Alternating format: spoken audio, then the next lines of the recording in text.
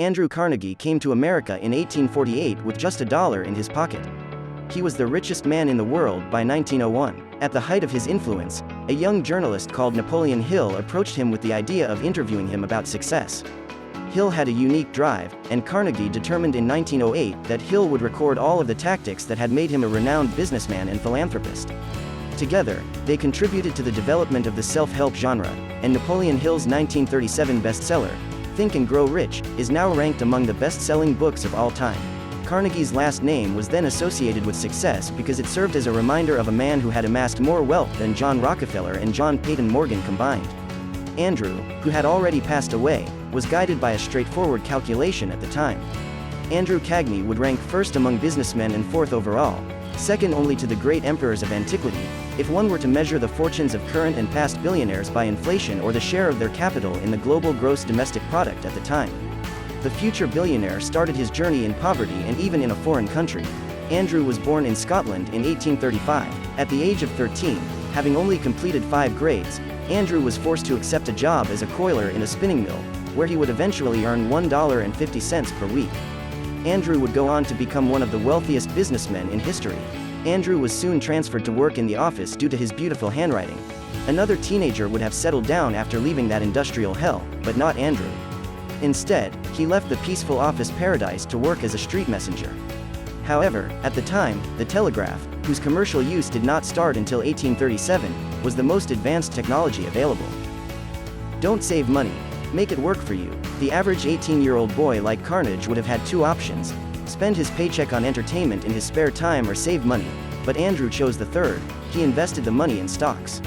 He was only 18 years old when he raised his original salary 30 times in 5 years, and just as importantly, made friends with a manager named Thomas Scott who would later become his business partner.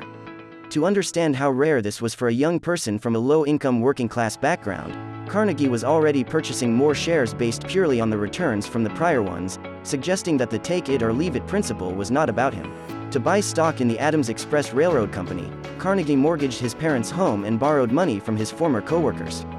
The railroad, like the telegraph, was a state-of-the-art invention back then, so Carnegie can rightly be called one of the first millionaires. Keep in mind that there were no how-to-get-rich courses at the time, and Andrew's education was limited to 5 grades.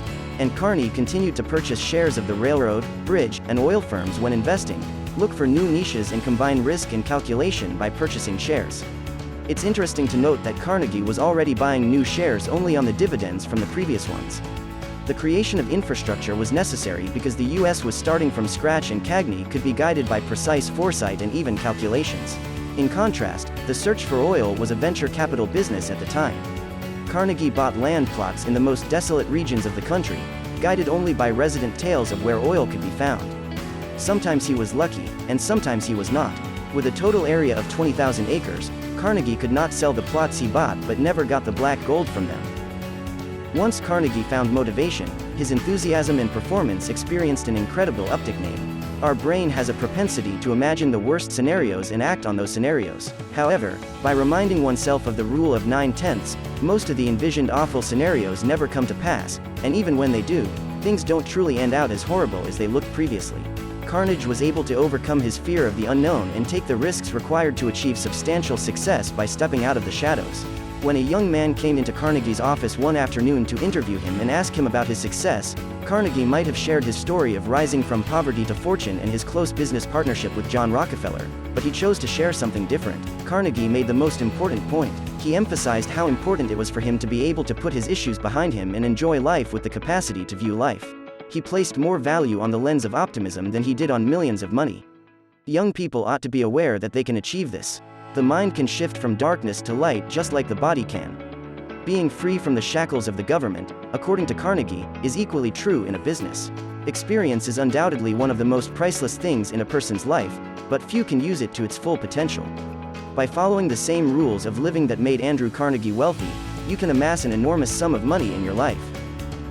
That's it for today. If you enjoyed the video, smash the like button.